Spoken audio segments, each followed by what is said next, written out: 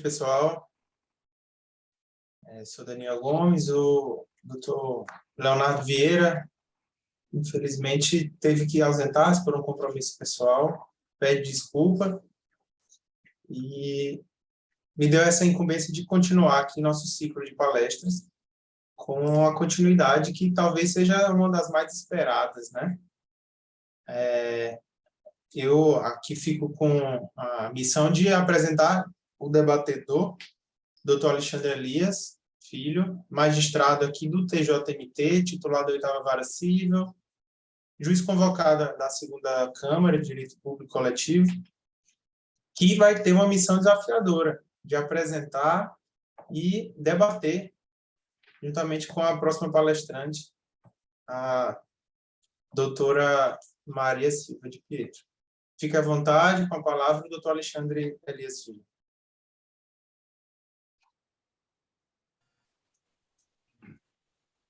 Boa noite a todos. Estão me ouvindo?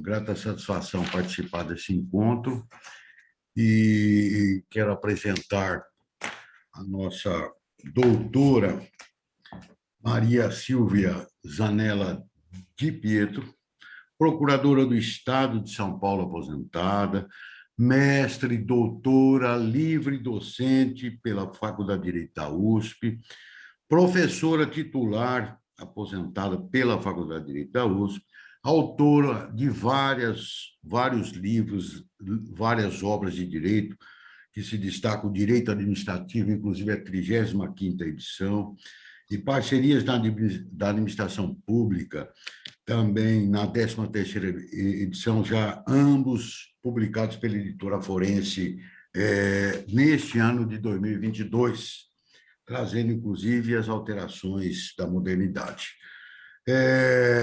A professora doutora Maria Silvia é um ícone de direito administrativo ao lado dos mestres Eli Lopes Meirelles, Celso Antônio Bandeira de Mello, Marçal Justem Filho, dentre outros. Então, eu convido a eminente doutora, professora, mestre Maria Silvia Zanella de Pietro para nos brindar a fazer a sua palestra acerca da nova lei, né, de improbidade administrativa, que trouxe profundas alterações à lei anterior. Então, eu passo a palavra à eminente professora, doutora Maria Silvia de Pietro. Boa noite a todos. É uma satisfação estar aqui participando desse evento organizado pela APROMAT. É uma honra ter aqui o doutor Alexandre Elias Filho como debatedor. Eu me sentiria mais à vontade se ele fosse o palestrante e eu fosse a debatedora. Porque essa lei realmente trouxe muitas alterações na lei de improbidade administrativa. São tantas as alterações que, na minha maneira de ver, teria sido melhor se já fizessem outra lei, né? Porque ficou uma coisa assim bem complicada. Eu confesso que em alguns aspectos da lei eu ainda tenho dúvidas, alguma coisa já mudei de opinião. A gente vai ouvindo as opiniões dos outros juristas e demora um pouco para formar convicção quando sai uma lei assim nova com tantas alterações. O tema realmente é instigante, é a lei a respeito da Lei 14.230, que é de 2021, e que alterou a Lei 8.429, de 92, que é a chamada Lei de Improbidade Administrativa. Eu vou apontar as principais inovações que foram introduzidas pela Lei 14.230, mas procurando fazer alguns comentários, na medida, assim, do possível. Foram muitas as inovações, e a primeira delas, que acho que já tem sido bastante comentada, de todos conhecida, foi a exigência de dolo para a configuração do ato de improbidade administrativa, e com exclusão da conduta culposa, que era prevista no artigo 5º e no artigo 10º da lei da redação original. O artigo 5º tinha uma redação meio genérica, não se referia a um determinado tipo de ato de improbidade, mas o STJ acabou adotando o entendimento de que a modalidade culposa só era aplicável com relação aos atos de improbidade previstos no artigo 10, que são aqueles que causam prejuízo ao erário, porque esse artigo fazia expressa referência. O artigo 5º foi pura e simplesmente revogado, e os artigos 9º, 10 e 11, que definem os atos de improbidade. O 9º define os atos que causam prejuízo ao erário. O artigo 10 é o que causa prejuízo ao erário, o artigo 9º é o que provoca enriquecimento ilícito, e o 11 é o que afronta os princípios da administração pública. Então, ficou muito claro que hoje tem que haver o dolo, então a modalidade culposa desapareceu. E o artigo 17C, no parágrafo 1º, reforça a exigência ao estabelecer que a ilegalidade sem a presença de dolo que a qualifique não configura ato de improbidade.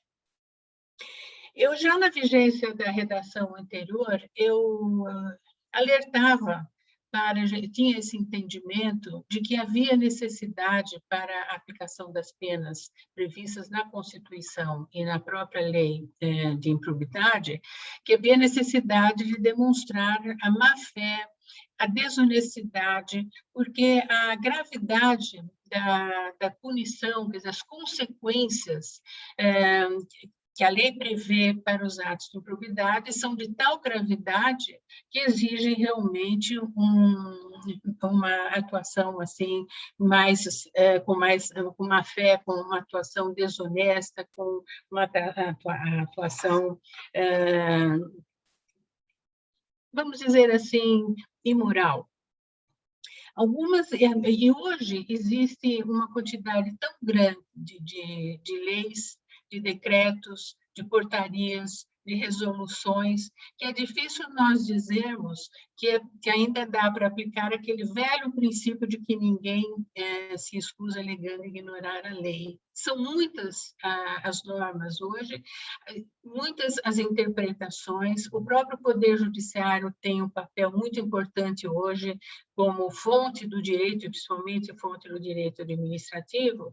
Então, para punir o agente público por um ato de improbidade, é necessário que realmente se demonstre um mínimo de má-fé, de desonestidade. Eu já dizia isso antes da nova lei, e agora vem a lei e torna isso expresso. Essa foi, eu acredito, que tenha sido uma boa inovação da Lei 14.230.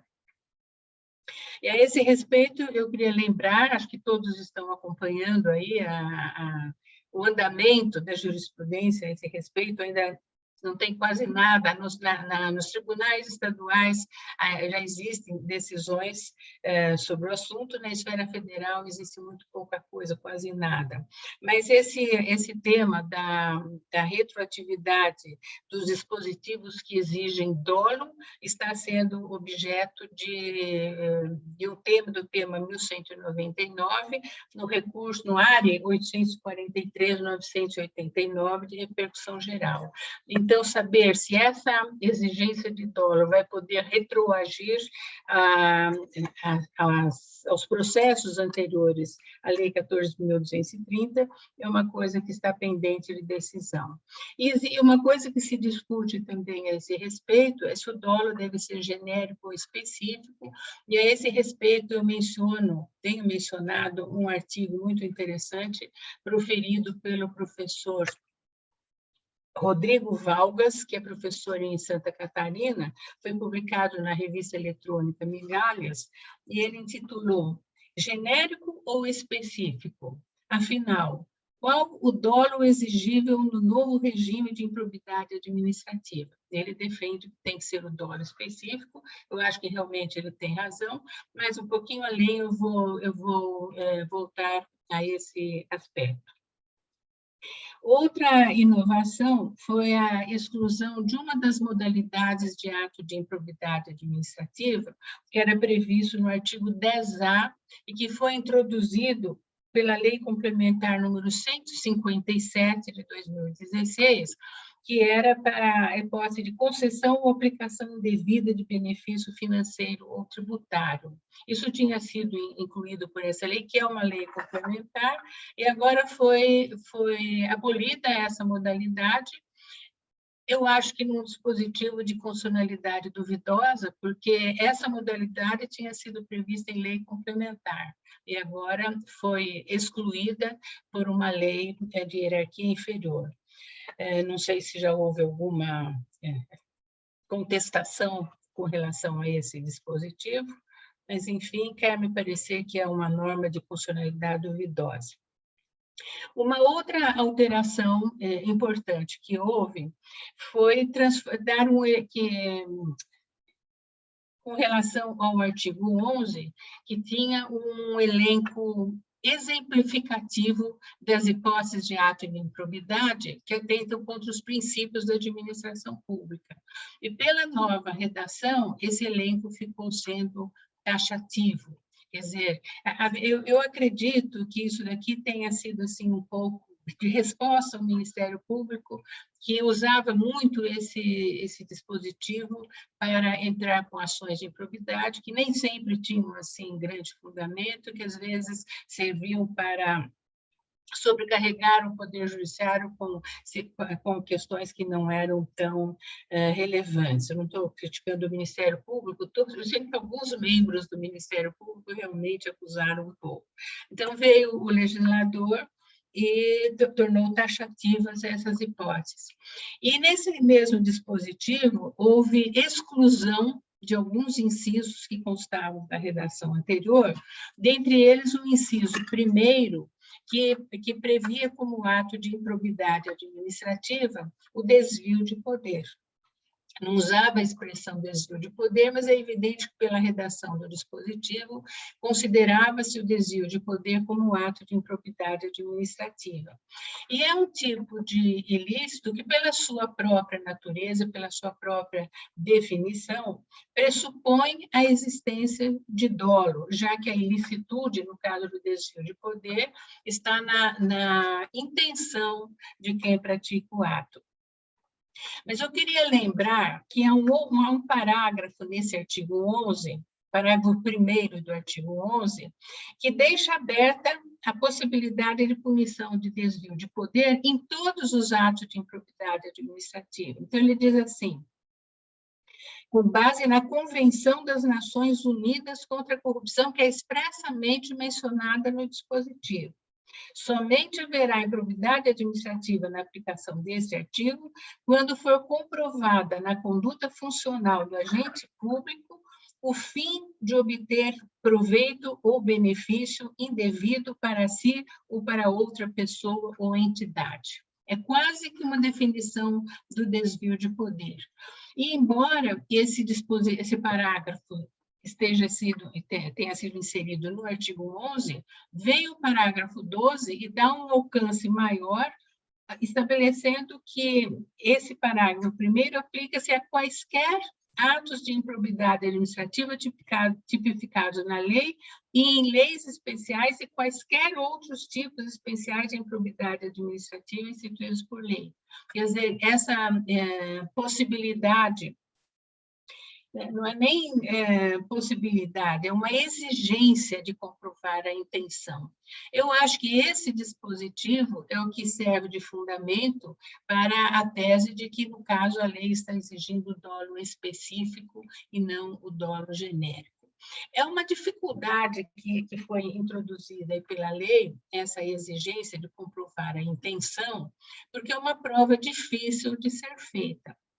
O desvio de poder não é um vício que diz respeito à finalidade dos atos administrativos, porque é um vício que se caracteriza por uma simulação, por uma intenção oculta. Se a pessoa pratica o ato, dando a impressão de que aquele ato é ilegal, de que preenche todos os requisitos legais, mas, na realidade, a intenção é outra.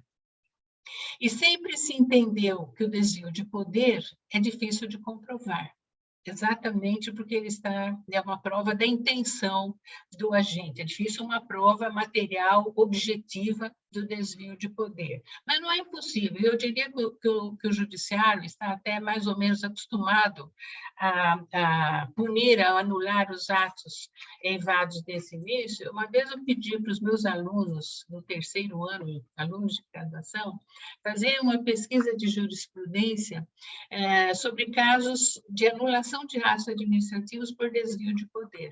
Eu confesso que fiquei admirada com a quantidade de acórdãos que os alunos encontraram.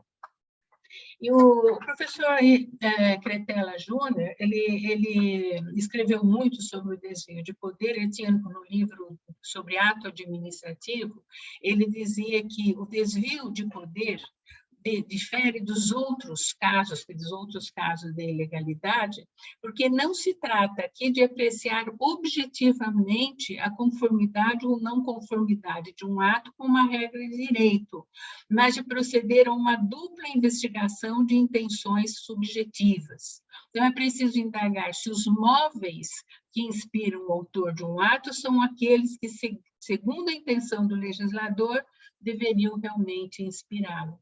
E ele indica uma série de indícios, que ele chama sintomas do desvio de poder, que, na realidade, na dificuldade de haver uma prova objetiva, uma prova material, o que vai levar à comprovação dessa intenção ilícita são os indícios, que ele chamava de sintomas. Então, ele apresenta como indícios a motivação insuficiente, a motivação contraditória, a irracionalidade do procedimento acompanhada da edição do ato, a contradição do ato com as resultantes do ato, a camuflagem dos fatos, a inadequação entre os motivos e os efeitos, o excesso de motivação. Vocês vejam que hoje a LINDB, né, com essas alterações que vieram com a Lei 13.655 de 2018, tornou mais exigente a motivação dos atos administrativos, exigiu, porque antigamente se dizia que na motivação deveria ser comprovados, demonstrados os fatos e o direito, e hoje tem que ser demonstradas também as consequências práticas, as consequências jurídicas das decisões. Então, a motivação tornou-se uma exigência mais forte ainda diante dessa exigência aí da lei com relação à prova da intenção.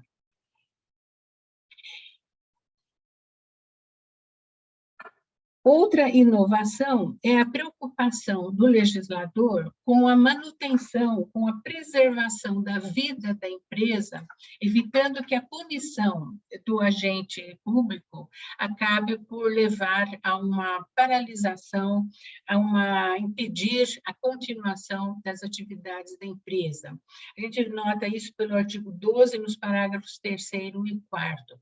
Sempre houve preocupação por alguns doutrinadores da área do direito administrativo, com algumas punições. Você pune a diretoria, pune os administradores e acaba gerando praticamente uma impossibilidade de dar continuidade à vida da empresa.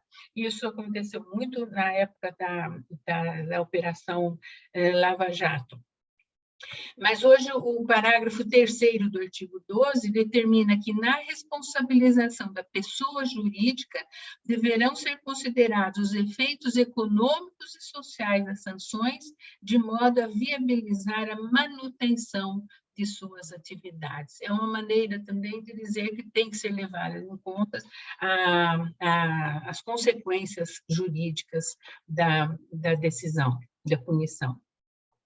Outra inovação foi a previsão expressa da aplicação do princípio do non bis in idem. Esse é um princípio, como princípio, ele não depende de previsão no direito positivo. Sempre houve aplicação desse princípio. Só que agora ele se tornou norma expressa em 2 dispositivos, o artigo 12, nos parágrafos 6º e 7º. O parágrafo 6º determina que, se ocorrer lesão ao patrimônio público, a reparação do dano a que se refere esta lei deverá deduzir o ressarcimento ocorrido nas instâncias criminal, civil e administrativa, que tiver por objeto os mesmos fatos. E o parágrafo 7º determina que as sanções aplicadas a pessoas jurídicas, com base nesta lei e na Lei 12.846, que é a Lei Anticorrupção, deverão observar o princípio constitucional do non bis in idem. Aqui houve uma forte inspiração na LINDB.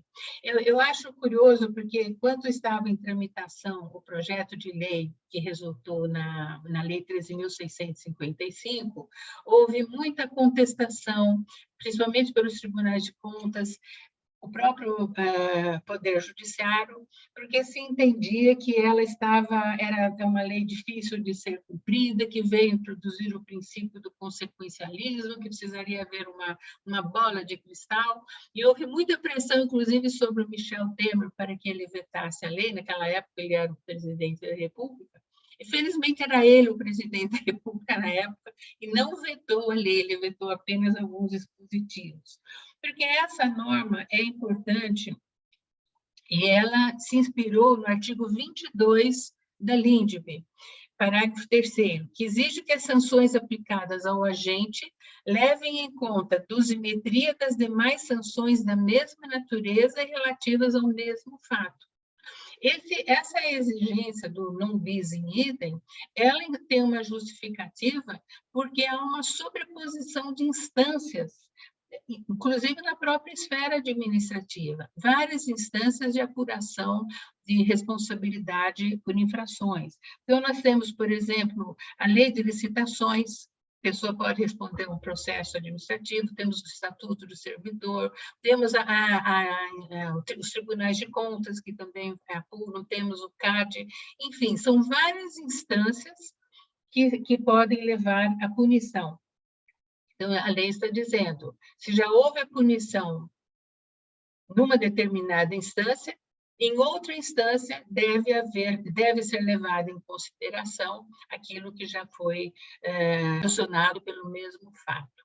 Antes mesmo de sair essa lei 14.230, já havia decisão do Supremo Tribunal Federal e do Tribunal de Contas da União, dizendo que, se já houve aplicação de uma penalidade, em outra instância não pode ser aplicada a mesma penalidade. Eu me lembro que um caso do Tribunal de Contas da União envolvia a aplicação da pena de declaração de inidoneidade, que já tinha sido aplicada na esfera administrativa. E o Tribunal de Contas se manifestou no sentido, aliás, seguindo o pensamento do Supremo Tribunal Federal, no sentido de que o poder punitivo é um só, o poder punitivo do Estado é um só, e que, então, cada instância tem que levar em consideração aquilo que já foi aplicado em outras instâncias. A outra inovação, essa daqui precisa comentar muito, é da legitimidade apenas do Ministério Público para a propositura da ação judicial de improbidade. Talvez aí aqui merecesse um comentário maior, justamente porque estou falando para uma classe de advogados que foi excluída aí dessa competência, né? Porque na redação original da lei de improbidade, o artigo 17 outorgava essa legitimidade ao Ministério Público e à pessoa jurídica interessada. E esse dispositivo tinha fundamento no artigo 129, inciso 3º da Constituição, e no parágrafo único. O artigo 129, que dá competência ao Ministério Público para instaurar o inquérito civil e para propor ação civil pública. E o parágrafo único que dizia que a legitimidade do Ministério Público não impedia que fosse dada a mesma legitimidade para outras entidades. E daí a Lei de Ação Civil Pública ter previsto a legitimidade também da pessoa jurídica interessada, a Lei de Improbidade Administrativa. Pela nova redação, somente o Ministério Público pode propor ação, e aí vocês sabem que existem ações de inconstitucionalidade, a DIN 7042, 7043, que foi objeto de uma decisão, de uma concessão de medida cautelar pelo ministro Alexandre de Moraes, que fez uma interpretação conforme a Constituição, entendendo que os dispositivos que fazem referência à legitimidade do Ministério Público devem ser interpretados de maneira a aceitar também a legitimidade da pessoa jurídica interessada. Daqui a pouquinho eu vou voltar a isso, a propósito de um outro dispositivo. Eu estou seguindo aqui mais ou menos a ordem dos dispositivos da lei. Então, a outra inovação é a submissão da ação judicial de improbidade administrativa às normas do Código de Processo Civil, isso está no artigo 17. Então, na redação original, havia o entendimento de que a lei de improbidade seguia o rito da ação civil pública, era a mesma lei que se aplicava. Mas agora, a intenção do legislador, nessa lei 14.230, foi separar as duas leis, a ação civil pública e a ação de improbidade administrativa. Porque ele disse, ele quer assim, que fique muito claro que a ação de improbidade administrativa se rege pelo Código de Processo Civil, procedimento comum do Código de Processo Civil, naquilo que não contrariar a lei de improbidade. Quer dizer, por outras palavras, aplica-se o Código de Processo Civil, mas com observância daquilo que consta da lei de improbidade. Pelo caput do artigo 17, na nova redação, diz a ação para aplicação das sanções de que trata esta lei será proposta pelo Ministério Público e seguirá o procedimento comum previsto no Código de Processo Civil, salvo o disposto nesta lei. Então, o procedimento obedece às normas do Código de Processo Civil naquilo que não contrariarem a lei de improbidade administrativa. E aqui vem a outra inovação, e nós voltamos à questão da legitimidade do Ministério Público, né? Porque o artigo 17b definiu a ação de improbidade como sendo repressiva, de caráter sancionatório. E aqui que veio a separação entre as duas leis. E isso está muito claro nesse artigo 17d, quando diz que a ação de improbidade administrativa é repressiva de caráter sancionatório, destinada à aplicação de sanções de caráter pessoal previstas nesta lei. É o objetivo da ação de improbidade. E não constitui ação civil, ainda acrescentou isso. Vedado seu ajuizamento para o controle de legalidade de políticas públicas e para a proteção do patrimônio público e social, do meio ambiente e de outros interesses difusos, coletivos e individuais homogêneos. A primeira parte está se referindo ao objeto da ação de improbidade. Na segunda parte, está se referindo ao objeto da ação civil pública. E aqui é que entra a questão da legitimidade do Ministério Público. Talvez tenha sido intencional essa intenção do legislador ao dar à ação de improbidade essa natureza diferente da ação civil pública. É como se dissesse, olha, o artigo 129, no parágrafo único, quando prevê a legitimidade de outras pessoas que não o Ministério Público, ele se aplica só à ação civil pública. A ação de improbidade não é ação civil pública. Então, eu acho que isso foi bem intencional. Mas a questão está sub júdice, o Supremo Tribunal Federal é que vai dar a última palavra. Eu achei assim, um pouco estranha a fundamentação, porque dessa retirada da legitimidade da advocacia pública, vamos dizer assim, porque ele alega-se que a advocacia pública está mais sujeita à pressão de órgãos políticos, então pode entrar com ações por perseguição política. Eu acho essa argumentação assim. Eu fui procuradora do Estado de São Paulo durante 24 anos. Eu nunca trabalhei no contencioso, eu sempre fiz a parte consultiva e a parte de assessoramento. Mas eu posso dizer com toda certeza que eu nunca sofri pressão de ninguém para dar um parecer nesse ou naquele sentido. Não sei como é hoje, já faz algum tempo que eu me aposentei, mas eu acho que a advocacia pública é uma instituição que tem um alto grau de independência, de autonomia na sua atuação. E acho injustificável essa explicação que deram aí para separar, excluir a legitimidade da advocacia pública. Eu até diria, hoje, que me perdoa o Ministério Público, que o Ministério Público é uma instituição talvez mais política do que a advocacia pública. Está bem politizado o Ministério Público. Outra inovação da lei foi a possibilidade de instauração de inquérito civil ou procedimento investigatório semelhante. Está previsto no artigo 22. E aqui, a única hipótese de inquérito civil que havia no direito positivo era da ação civil pública, que estava previsto no artigo 129, inciso 3º.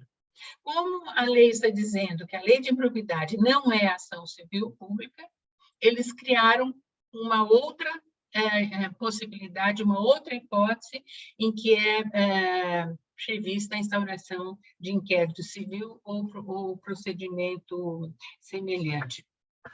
E aqui eu até queria já fazer um parênteses para observar que a instauração do inquérito civil ou do procedimento semelhante constitui causa de suspensão da prescrição. E a prescrição fica suspensa por 180 dias, e é curioso que, embora a suspensão seja por 180 dias no máximo, o inquérito pode demorar 365 dias e pode ser prorrogado por mais 365.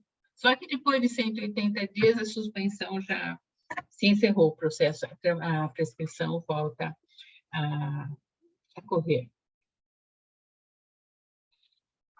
Depois vem uma outra inovação, que é a previsão da condenação do réu ao ressarcimento dos danos ou à reversão dos bens e valores ilicitamente adquiridos.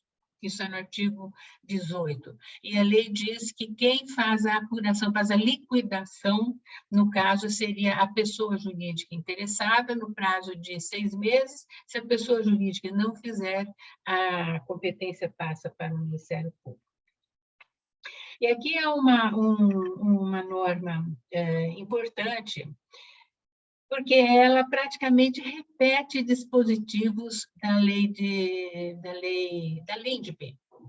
Quando eu estou falando na LINDB, vocês já sabem que é com as alterações que vieram com a Lei 13.655. Ela praticamente, o artigo 17C, diz respeito à sentença, os requisitos que devem ser respeitados quando elaborada a sentença. Então, mas fala também de uma série de exigências, são várias hipóteses aí, em que praticamente se repetem dispositivos da LINDB. Eu nem vou ler todos, vou apenas mencionar alguns, porque são vários. Mas, por exemplo, indicar de modo preciso os fundamentos que demonstram os elementos a que se refere os artigos 9, 10 e 11, que não podem ser presumidos.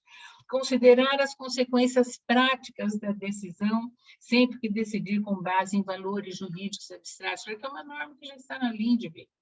Considerar os obstáculos e as dificuldades reais do gestor e as exigências das políticas públicas a seu cargo, sem prejuízo dos direitos dos administrados e das circunstâncias práticas que houverem imposto, limitado ou condicionado a ação do agente. Essa é uma norma que consta da LINDB, que eu acho importante, porque muitas vezes o gestor público se depara com dificuldades, por exemplo, falta de recursos materiais, falta de recursos humanos, recursos financeiros, e às vezes ele não consegue fazer exatamente como deveria ser feito, porque ele se depara com esse tipo de dificuldade.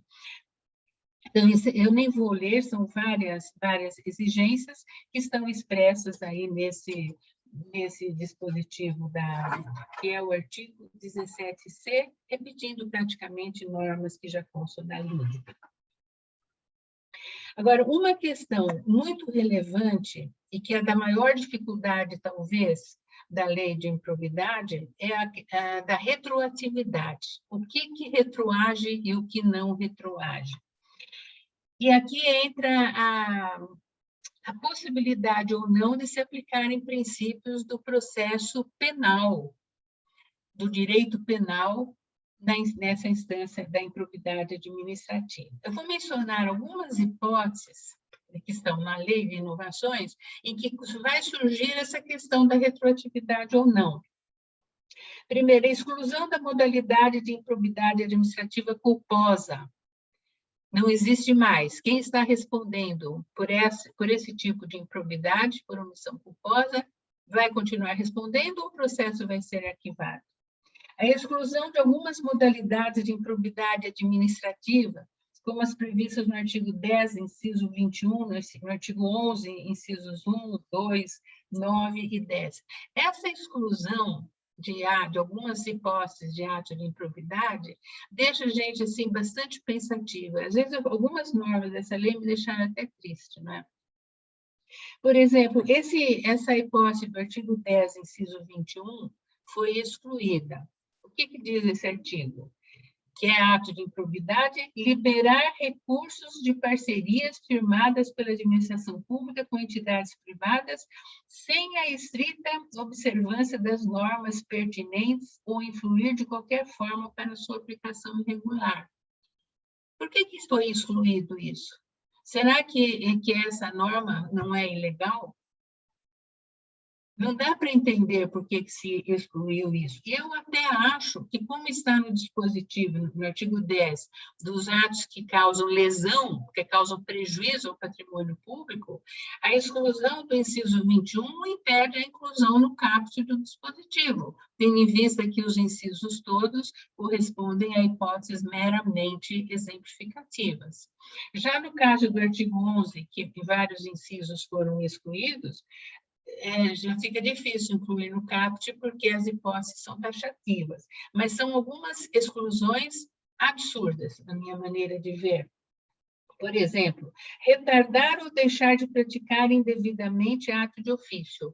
Isso não é mais ato de improbidade, mas não é crime. Por que saiu da lei?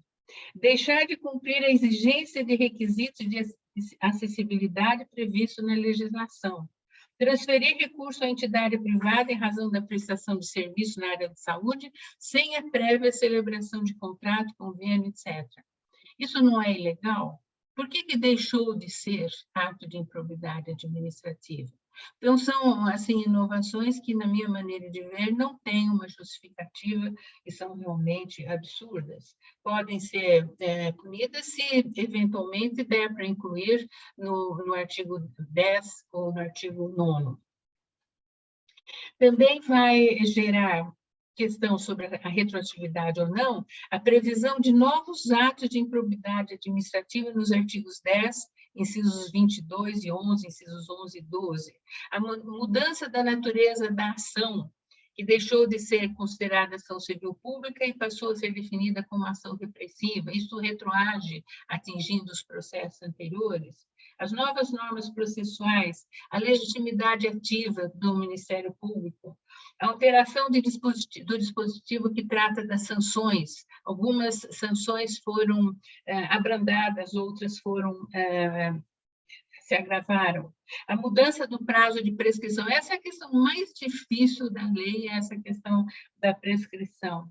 E também uma questão, a possibilidade ou não de aplicação a situações que já foram objeto de decisão judicial transitada em julgado.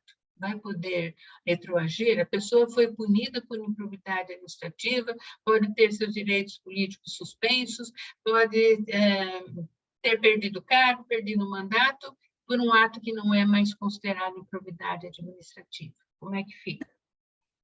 Então, eu diria que essas são as alterações que vão gerar essa controvérsia sobre a retroatividade ou não. Na lei, existem, eu acho que apenas 2 dispositivos que podem ajudar nessa questão da retroatividade, que seria o artigo 1º, parágrafo 4º, que determina a aplicação dos princípios constitucionais do direito administrativo sancionador. E o outro é o artigo 17, que manda submeter a ação de improbidade às normas do Código de Processo Civil. Com relação a essas normas do Código de Processo Civil, fica um pouco mais fácil, porque o artigo 14 do Código de Processo Civil diz que a norma processual não retroagirá e será aplicável imediatamente aos processos em curso, respeitados os atos processuais praticados e situações consolidadas sob a regência da norma revogada.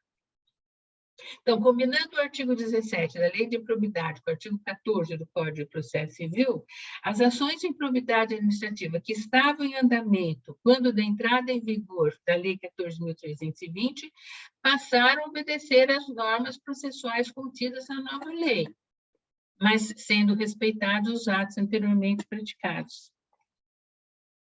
Outra inovação da lei, e que também tem aqui, que pode ajudar a resolver esses casos de retroatividade, é do artigo 1º, parágrafo 4º, que estabelece: aplicam-se ao sistema da improbidade disciplinado nesta lei os princípios constitucionais do direito administrativo sancionador.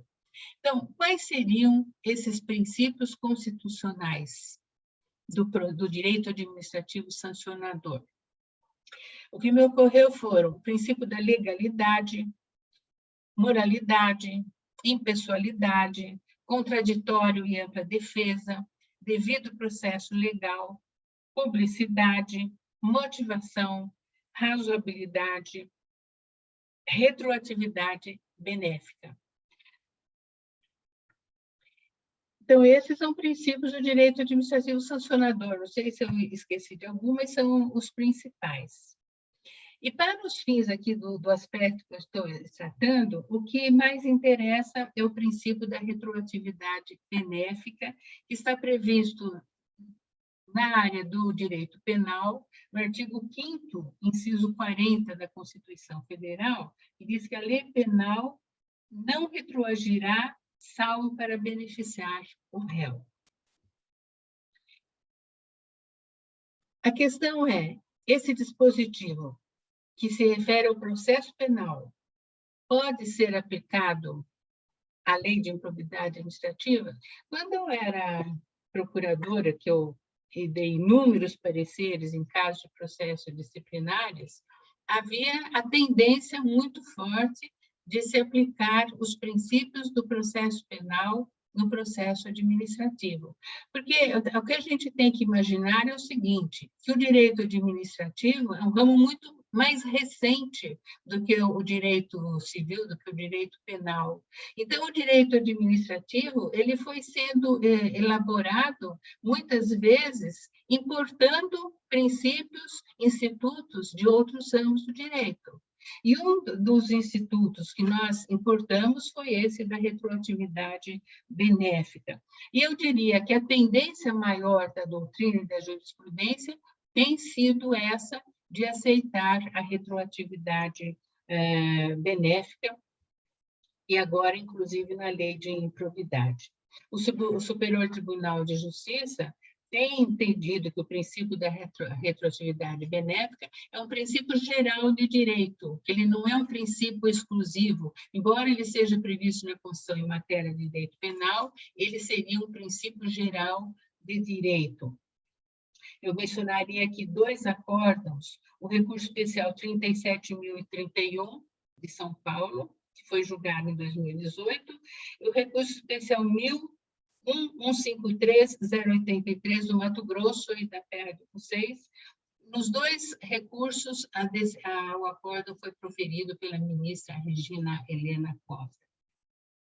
E também o Pacto de São José da Costa Rica prevê esse princípio como um princípio amplo que se aplica não só ao direito penal, ele é previsto assim em caráter bem genérico.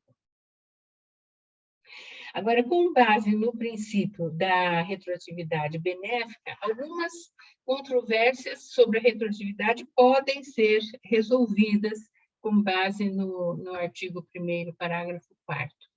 Por exemplo, os atos que foram praticados na modalidade culposa, foi instaurado o processo, não existe mais a modalidade culposa, então, acredito eu que, aplicando o princípio da retroatividade benéfica, vai poder haver a retroatividade, que esse processo tem que ser encerrado, isso não existe mais, aquilo não, que a pessoa está respondendo por uma infração que não existe mais como ato de improbidade. A contrário senso, se o agente praticou o ato antes da nova lei, antes da Lei 14.230, e que só passou a ser considerado como ato de improbidade na vigência da nova lei, é evidente que isso não pode retroagir, não vai aplicar. Se alguém praticou antes dessa lei aquele ato que hoje é ato de improbidade, não vai poder responder, porque isso não seria uma retroatividade benéfica. A mesma conclusão tem aplicação com relação à dosimetria das penas. O artigo 12, na nova redação, ampliou os prazos de duração das penas de suspensão dos direitos políticos e da pena de proibição de contratar com o poder público, de receber benefícios, incentivos fiscais ou creditícios. Então, esse dispositivo só pode ser aplicado para os atos de improbidade praticados a partir da Lei 14.230. Aqueles que foram praticados anteriormente não vão poder sofrer essa aplicação da pena já mais elevada. A minha maneira de entender, né? Não sei se estou correta ou não. Já o valor da multa civil, previsto no artigo 12, foi reduzido pela Lei 14.230, devendo ser aplicado mesmo para os atos praticados antes da nova lei. Agora, a respeito, eu sei que acho que vocês já tiveram uma palestra aí sobre as inovações da lei de improbidade e sobre a matéria processual. E tem uma questão aqui que eu estou adiando para falar, porque eu tenho sérias dúvidas ainda sobre isso, que é a matéria de prescrição. O artigo 23 da redação original não previa hipótese de suspensão nem de interrupção da prescrição e previa o seguinte: ação para aplicação da sanção dessa lei prescreve eram 13 hipóteses, né?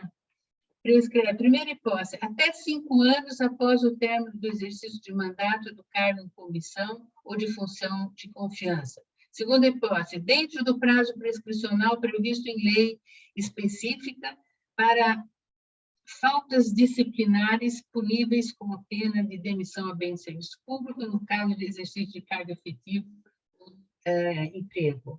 E até 5 anos da data de apresentação à administração pública da prestação de contas final pelas entidades referidas no parágrafo único do artigo 1º. A Lei 14.230 excluiu essas 3 hipóteses e estabelece que o prazo de prescrição passou a ser de 8 anos, sem distinguir as diferentes hipóteses. Só que ele estabelece que esses 8 anos são contados a partir da ocorrência do fato, ou, no caso de infrações permanentes, do dia em que cessou a permanência. Então, aqui, vocês vejam a diferença. Na redação original, o prazo de prescrição, o termo inicial, era o momento em que a administração pública tomava conhecimento do fato, no caso, o Ministério Público ou a Advocacia Pública. Enquanto a administração pública não toma conhecimento da infração, não começa a correr o prazo de prescrição. A sistemática usada também na lei anticorrupção, nos estatutos dos servidores, ninguém considera que a prescrição começa a correr da prática do ato, porque às vezes demora para descobrir. Então, vocês vejam como é que fica a questão aí da retroatividade. Eu li alguém aí, eu li vários autores que escreveram sobre a questão da prescrição, e alguém disse que aí não se cuida de retroatividade, porque a lei ampliou para 8 anos o prazo de prescrição, e que então seria mais prejudicial ao indiciado. E eu acho aí que nem sempre vai ser mais prejudicial ao indiciado, esse prazo de 8 anos. Primeiro, porque o termo inicial do prazo de prescrição era o término do mandato do cargo comissão ou da função de confiança, e na posse de servidor público era a data em que a administração pública tomou conhecimento do fato. Pela nova redação, o prazo começa a partir da ocorrência do fato. Começa antes o prazo de prescrição. Segunda observação é que a interrupção da prescrição prevista no parágrafo 4º do artigo 23 reduz para a metade o prazo de prescrição. Se era de 8 anos, passa a ser de 4 anos. Então, há uma redução do prazo de prescrição que pode ser benéfica para o indiciado.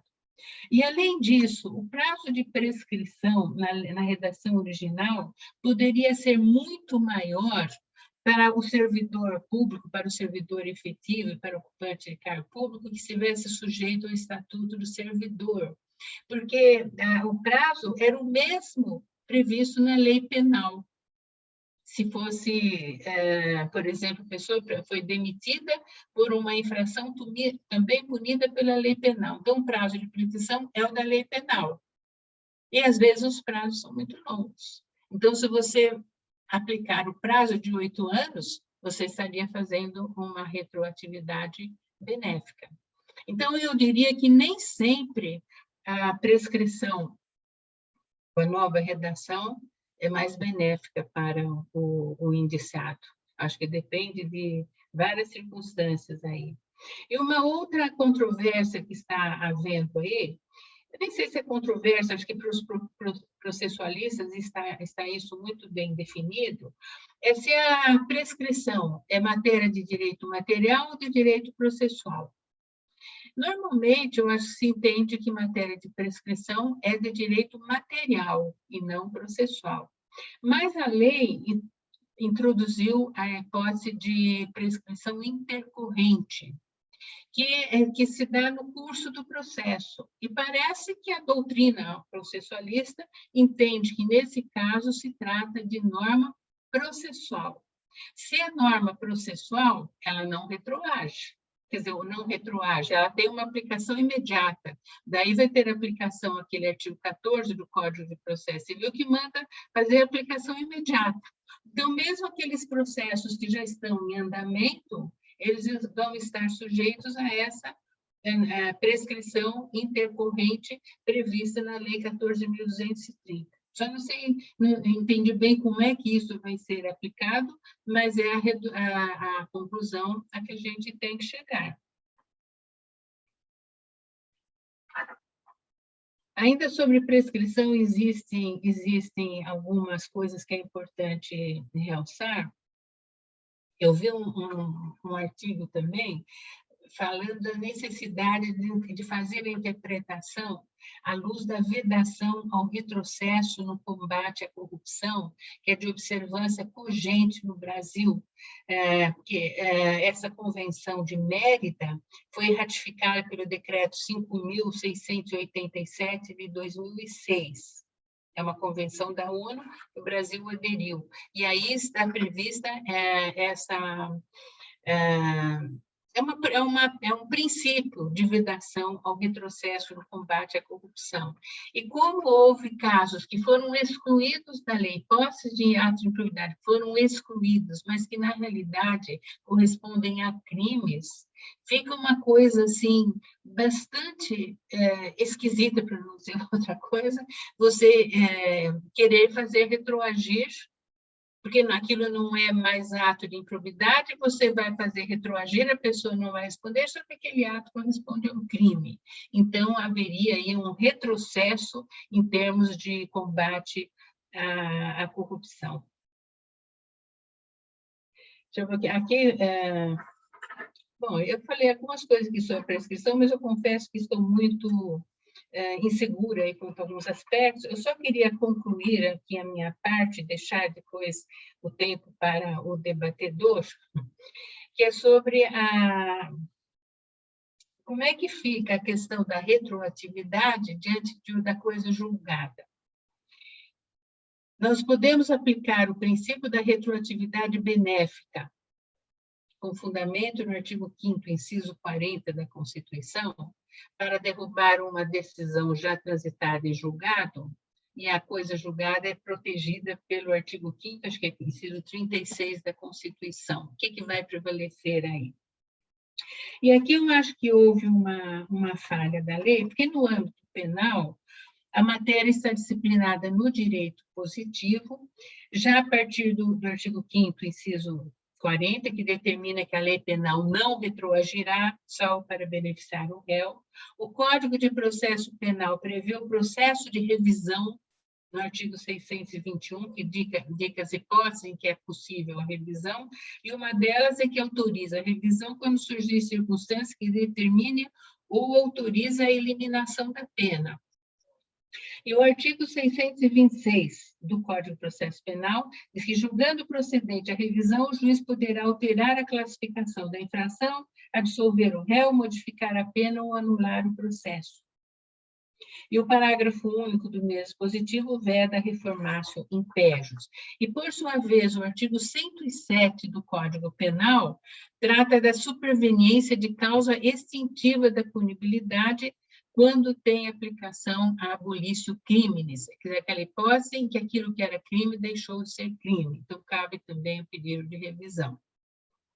E na esfera administrativa, os estatutos dos servidores públicos prevêem também o processo de revisão. A pessoa já foi punida, já foi demitida, e é possível a revisão. Só que na lei de improbidade administrativa não houve essa previsão. Foi uma omissão do legislador, que a gente não sabe se foi intencional ou não, mas ficou aí essa questão. Vamos supor que a pessoa tenha sido condenada por um ato de improbidade culposo, por exemplo, que hoje não é mais ato de improbidade. Perdeu o cargo, perdeu o mandato, teve os direitos políticos suspensos.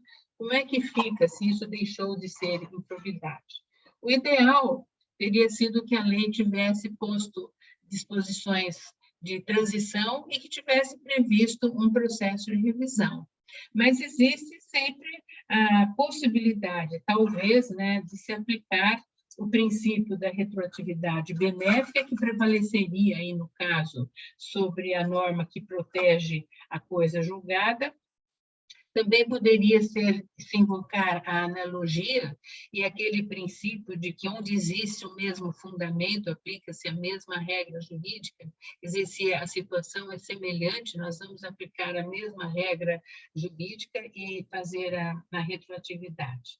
Enfim, essa lei trouxe grandes controvérsias nessa questão da retroatividade, sem falar de outras controvérsias, criando uma insegurança jurídica muito grande, justamente numa época em que cresce de importância o princípio da segurança jurídica no direito administrativo. Se vocês, quem estudou pelo livro do Eli Lopes Meirelles, por exemplo, e outros livros mais antigos, não havia menção à segurança jurídica no âmbito do direito administrativo. Começou-se a falar nisso a partir, eu diria, da contribuição do professor Almiro do Couto e Silva, que trouxe o princípio da proteção à confiança. Ele que sugeriu a inclusão do princípio da segurança jurídica na Lei de Processo Administrativo Federal, e a partir daí começou-se a mencionar o princípio da segurança jurídica no direito administrativo. Mas justamente no momento em que esse princípio é tão valorizado, nós temos uma insegurança jurídica muito grande com relação a várias normas desta lei, muitas delas estão pendentes de decisão já do Supremo Tribunal Federal. Agradeço aí a atenção de todos e vamos aí ouvir agora, vamos nos aprontar para os debates, para as observações do doutor Alexandre. Obrigado, doutora Maria Sílvia, pela brilhante explanação. Confesso a Vossa Excelência e a todos que esse ainda é um tema, a questão da retroatividade ainda é um tema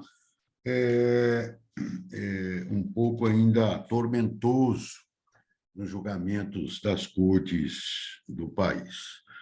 Aqui no Mato Grosso, por exemplo, as duas câmaras de direito público aplicam a retroatividade da lei mais benéfica em relação ao direito administrativo sancionador, ancorados nos RESPs do Superior Tribunal de Justiça, já citado por Vossa Excelência, e também o próprio parágrafo 4º do artigo 1º diz claramente que aplicam-se ao sistema de probidade administrativo disciplinado nesta lei os princípios do direito administrativo sancionador.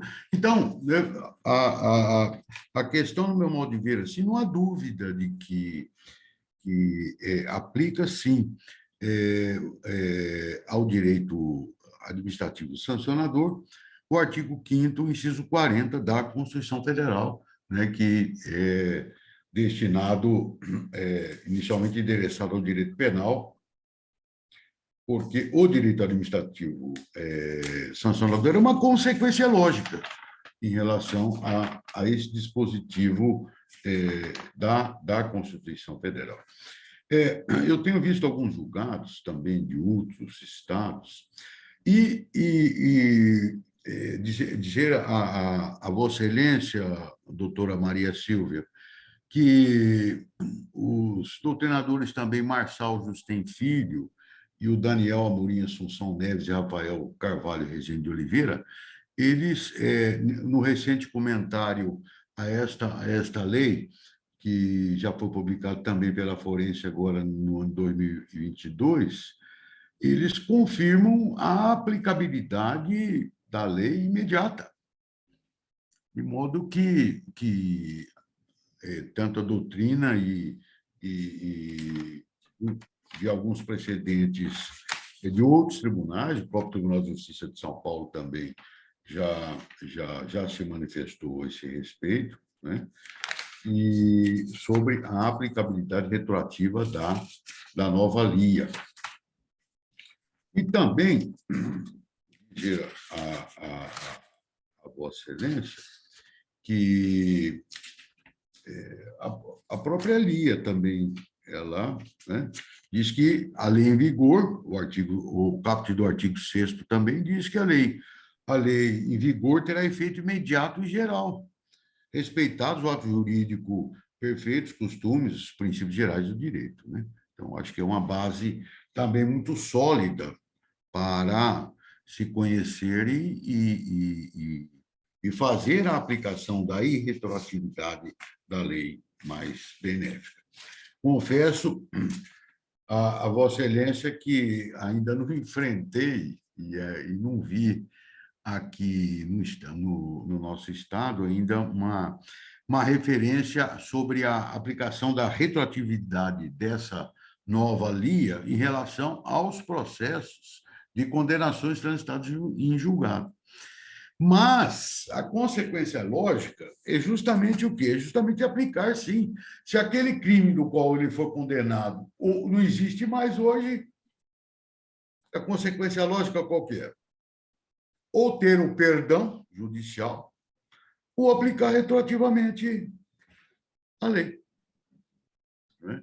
Com base nesses princípios que estamos entendendo e que a Vossa Excelência já explicou. Aliás, o Ministério Público, aqui do Estado de Mato Grosso, ele bate sobre a irretroatividade da lei, dizendo que só a partir de 2021. Recentemente, a Procuradoria-Geral da República, agora dia 7 de julho, emitiu um parecer, né, sobre essa nova LIA, que os novos prazos introduzidos pela atual legislação, ainda que atinjam práticas delituosas cometidas na vigência do antigo regulamento, só devem ser computados a partir de 2021. Essa manifestação foi no RE 8438989, de repercussão geral, que é o parecer recente da Procuradoria nesse sentido, da Procuradoria-Geral da República. Aliás, Essa questão ainda não foi enfrentada pelo Supremo Tribunal Federal, mas uma recente decisão do ministro Nunes Marques, agora dia 1º de julho de 2022, no agravo regimental, no RE com agravo 1.325.653, ele exerceu o juízo de retratação, né? E ele reviu uma decisão, né, para aplicar a superveniência da 14.230 de 2021, né, ao conferir a nova redação do 23 da lei anterior, e tem um condão de agregar a análise da questão jurídica ao conhecimento da Corte para a aferição do transcurso do prazo prescricional. Aí ele fez uma aplicação, né, neste caso específico, ele fez a aplicação da prescrição intercorrente, do 206A do Código Civil da redação da Lei 14.382 de 22, que diz que a prescrição intercorrente observará o mesmo prazo da prescrição da pretensão, observadas as causas de impedimento, suspensão e de interrupção das prescrições previstas nesse Código, observando o disposto no artigo 921 da Lei 13.105 de 2015. Ele diz que se mostra relevante que o princípio da interpretação, segundo o qual a norma específica se sobrepõe à norma geral. E ele, então, aplicou o parágrafo 5º do artigo 23 para reduzir a pena do cidadão pela metade, né, para fazer a contagem do prazo prescricional que estava interrompido. E ele diz que o próprio artigo 921 da Lei Aditiva Civil tem um condão de impedir e suspender ou interromper a prescrição, porquanto naquele preceito se refere às causas de suspensão de execução, o que só poderia ser invocado na espécie em favor do próprio recorrente da causa. E ele, então, reconheceu a ocorrência da prescrição intercorrente com a aplicação da lei nova, né, e suspendeu a eficácia do acordo do Superior Tribunal de Justiça em razão dos direitos políticos de um cidadão chamado Ronei Tânis Nemer, né, que é lá do Distrito Federal. Esse é um recente julgado de 1º de julho de 22 do ministro Nunes Marques. De modo que, sempre respeitando as interpretações em contrário, eu entendo que a lei benéfica tem que ser aplicada, sim, de imediato, até mesmo naqueles casos em que já houve o trânsito julgado da decisão, ainda que seja de eficácia material, porque aquele fato já deixou de existir, né? Seria o mesmo do que, na esfera penal, entrar com uma revisão criminal, tá certo? E pleitear a absolvição daquele fato que não existe mais, né? Em razão da modificação profunda que a lei fez, né, em relação a esse caso. E tem um julgado aqui, nosso, muito bem explicitado pelo eminente desembargador Luiz Carlos da Costa, que é o presidente da segunda Câmara de Direito Público, que ele diz o seguinte, né? Ele diz o seguinte: apelações da improbidade administrativa, superveniência da Lei 14.230, 25 de outubro de 2021, aplicação aos casos em curso, possibilidade, transcurso do prazo de 8 anos entre o protocolo da inicial e a publicação da sentença no Diário de Justiça Eletrônico, prescrição intercorrente, decretação de ofício e imperiosidade. E também a eminente desembargadora Maria Erotides, da primeira Câmara de Direito Público, ela também entende da mesma forma da aplicação imediata da 14.230, a retroatividade da norma mais benéfica, e diz que, por força do chamado direito administrativo sancionador, as medidas aplicadas por atos de improbidade autoriza a retroatividade mais benéfica. Então, nesse caminho, né, nesse caminho, o Tribunal de Justiça de Mato Grosso, como também o Tribunal de Justiça de São Paulo, o Tribunal de Justiça de Minas Gerais, pelo menos assim do nosso modesto conhecimento, né, é que estamos caminhando, sim, para a aplicação imediata da norma. E um caso interessante. Outro julgado também aqui, do Tribunal de Justiça de Minas Gerais, que ele diz que a conduta tipificada no artigo 11.1 da Lei 8.429/92, revogação pela Lei 14.221, aplicabilidade imediata, retroatividade da norma mais benéficas ao acusado direito administrativo sancionador. Se as condutas imputadas ao réu não mais configuram ato de improbidade, na ausência de previsão legal, não há razão jurídica que autorize a sua condenação, devendo ser julgado improcedente o pedido inicial. Então, desse modo, na minha modesta visão, entendo sobre a aplicabilidade imediata, sim, da retroatividade da lei mais benéfica, razão do direito administrativo sancionador, o que vem sido embasado aí nos julgamentos das primeira e segunda câmaras de direito público do Estado de Mato Grosso, e dizer que realmente Vossa Excelência tem razão em relação à questão da prescrição, porque a norma estabelecida nesta nova LIA ainda ficou um pouco confusa, né? Embora já temos um norte aqui, de jurisprudência do Supremo Tribunal Federal do ministro Nunes Marques, recentemente, sobre a aplicação da prescrição intercorrente, mas, de qualquer forma, eu confesso a Vossa Excelência que eu ainda não tenho uma convicção formada sobre todas as hipóteses previstas na lei sobre a prescrição, né, que deve ser aplicada como norma geral. Então, era isso que eu queria dizer, mas eu queria também ouvir de Vossa Excelência, doutora Maria Silvia, o posicionamento específico de Vossa Excelência em relação sobre a aplicabilidade ou não aplicabilidade da retroatividade da lei mais benéfica em relação à improbidade administrativa, dos casos em andamento e aqueles casos que já vêm de lá de trás até hoje, que não transitaram em julgado. Vamos por partes. A minha posição é de que tem aplicação o princípio da retroatividade benéfica, né? Embora, em relação à LIA, existem situações que podem gerar uma grande dúvida. O Supremo Tribunal Federal, por exemplo, tem um entendimento de que não pode aplicar a retroatividade benéfica em parte, né? Eu acho que eu anotei aqui alguma coisa.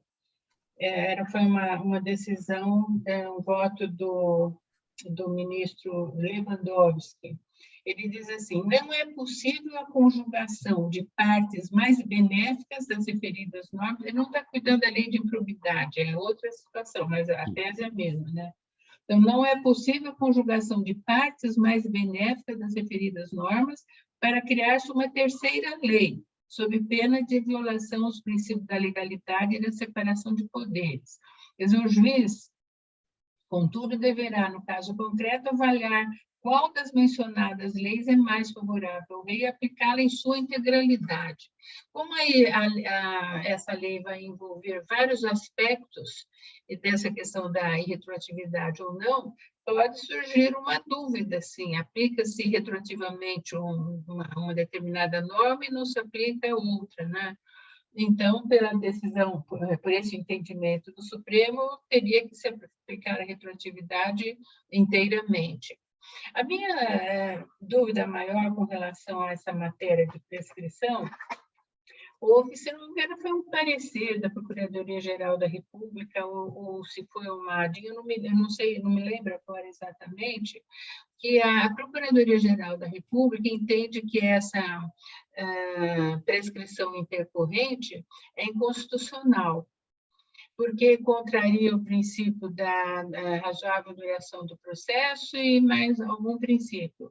E, na realidade, eles estão preocupados porque essa prescrição intercorrente ocorre em apenas 4 anos, é um prazo muito curto, e os processos de improbidade, em média, duram mais do que os 4 anos.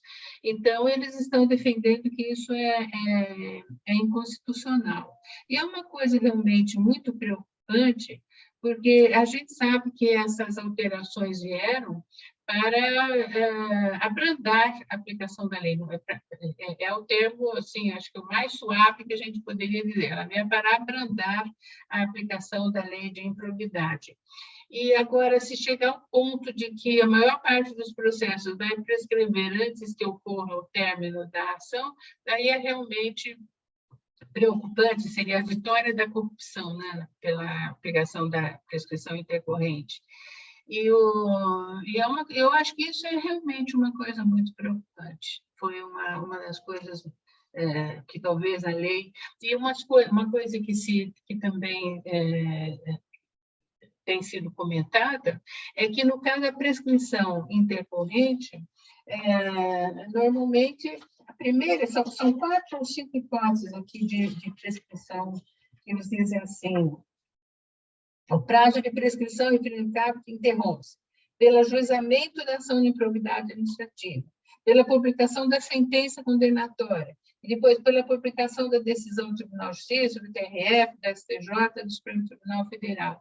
Então, eles estão dizendo que como é que você vai considerar interrompida a prescrição por uma falha no funcionamento da justiça, ou por uma demora que é do funcionamento da justiça e não das partes. Então, isso seria uma coisa meio estranha mesmo, né? Quer dizer, então, teria que haver uma maneira de fazer mais rápido os processos de improbidade para que não ocorra essa pressão, que a prescrição realmente vai ser uma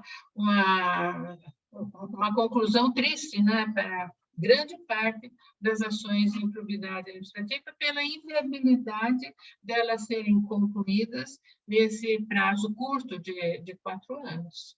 Esse é um problema muito sério. Por isso que eu acho que a questão da prescrição é uma das mais problemáticas aí que surgiu com essa nova lei de improbidade. Especialmente no que se refere à redução pela metade do prazo prescricional, porque aqui no Mato Grosso, por exemplo, tem ações de improbidade administrativa de mais de 10 anos, 15 anos, rolando até hoje. Igual está tudo prescrito, né? Justamente, a própria ação civil pública por improbidade administrativa, sem considerar a questão das improbidades por ressarcimento ao erário, que aí são imprescritíveis, né? Por decisão do próprio Supremo, mas aqui no Mato Grosso as ações estão fadadas a serem prescritas. A serem prescritas. Isso realmente foi uma coisa lamentável na lei, né? Mas vai dizer, é culpa do judiciário? Também não é culpa do judiciário. Não, a culpa não é do judiciário, a culpa é de quem fez a lei. É da própria lei que criou. Quem fez a lei, mas foi feito isso intencionalmente, foi feito com essa intenção mesmo, né? Algumas exclusões aqui de atos de improbidade, às vezes eu acho que só faltou por um nome do indiciado que foi beneficiado com a exclusão, né? Porque são exclusões que não têm, assim, uma justificativa. Então, algumas coisas nessa lei são lamentáveis. Ela tem algumas coisas boas, né? Mas algumas coisas são realmente lamentáveis e é realmente um retrocesso no combate à corrupção. Sem dúvida. Eu sempre fui favorável à lei de improbidade administrativa. Eu acho que ela favoreceu o combate à corrupção, apesar de alguns abusos na utilização da lei, mas teve bons resultados, a minha maneira de ver. Agora, sob muitos aspectos, ela veio favorecer os corruptos, né? Sem dúvida alguma, até porque toda a construção jurisprudencial do Superior Tribunal de Justiça foi por terra, que era uma construção que a gente embasava aqui no primeiro grau, né, nos estados, até no primeiro grau de jurisdição, mas foi por terra, né, em relação à construção dessa lei pelo legislador, que também, ao meu ver, não deixou de ser uma resposta à Lava Jato, né? Foi uma resposta. Tudo que é exagero acaba produzindo resultados assim opostos e nem sempre também tão bons, né? Então, Doutora Maria Silva, eu gostaria de fazer uma pergunta à colega Célia Regina Vidotti, que é juíza da vara especializada da ação civil pública em probidade administrativa aqui do Estado, se ela quer fazer alguma indagação a Vossa Excelência. Doutora Célia.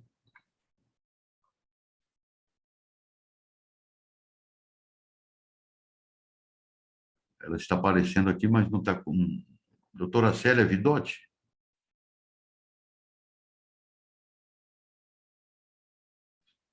Eu acho que ela não está na sala, doutora Maria Silvia. Mas, doutora Maria Silvia, dizer a Vossa Excelência que esta lei de improbidade administrativa vai demandar muito estudo, vai demandar um debruçamento em cima das teses de construção dessa lei, para que ela seja aplicada da melhor forma possível e a gente continuar, né, a fazer justiça da melhor forma possível em prol da sociedade. Né? a doutora Célia está dizendo aí que não tem... Que está sem áudio. Mas eu queria até realçar um pouquinho aqui a importância do judiciário, né? Que hoje o judiciário é muito criticado, somente o Supremo Tribunal Federal, por assumir o papel de legislador, né? Sim. E, nesse caso, vai ser importante a atuação do Supremo Tribunal Federal, porque várias das questões, das controvérsias surgindo, estão pendentes em decisão do Supremo Tribunal Federal, inclusive essa questão da prescrição. Sim. Então, a culpa é do próprio legislador. Ele se omite ou faz leis de maneira incompleta, e daí nós ficamos esperando a decisão do Supremo Tribunal Federal, porque a questão fica em suspenso. Saiu aí uma decisão não sei qual ministro, que suspendeu todos os processos que envolvem essa questão da prescrição, então fica tudo parado, é uma insegurança jurídica muito grande, e o Supremo vai exercer, mais uma vez, seu papel de legislador em substituição àquilo que o legislador omitiu. É uma pena.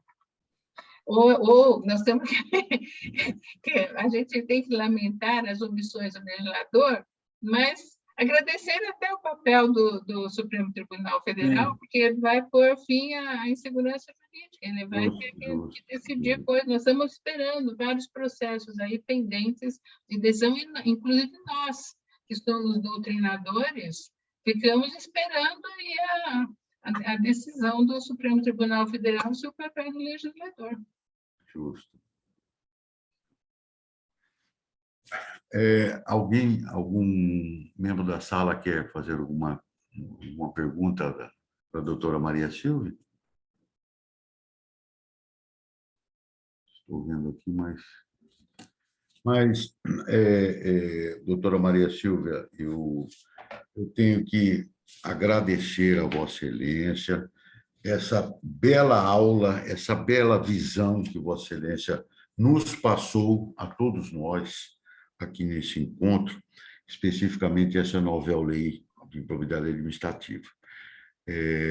Tenho certeza que Vossa Excelência ainda vai nos municiar de muitos argumentos mais consistentes de aplicação da lei de uma forma assim mais responsável, vamos dizer assim, no aspecto de combater essa criminalidade aí que tornou-se endêmica no Brasil, a corrupção e etc. e tal, né? Mas para mim foi uma honra estar aqui com Vossa Excelência né? Doutor Alexandre, Pois não. só um minuto. Tem algumas pessoas que fizeram perguntas, estão aqui no chat, aqui na lateral. O senhor consegue abrir? Só um minutinho aqui. Eu vi da doutora Célia aqui.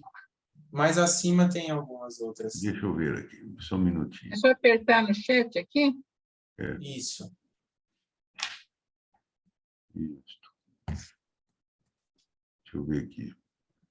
Algumas são apenas observações, né? Pergunta, propriamente, eu não estou vendo.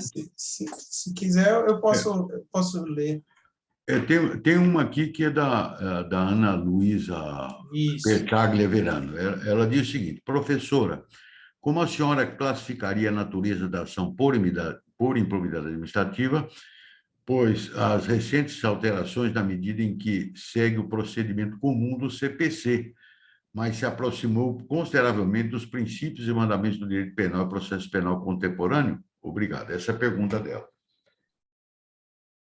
Bom, a lei diz que ela não é uma ação civil, mas eu já parei para pensar um pouco nisso, mas ela é uma ação civil, ela só não é ação civil pública com relação aos objetivos, mas eu acho que não há dúvida nenhuma de que ela é uma ação civil, não é uma ação penal.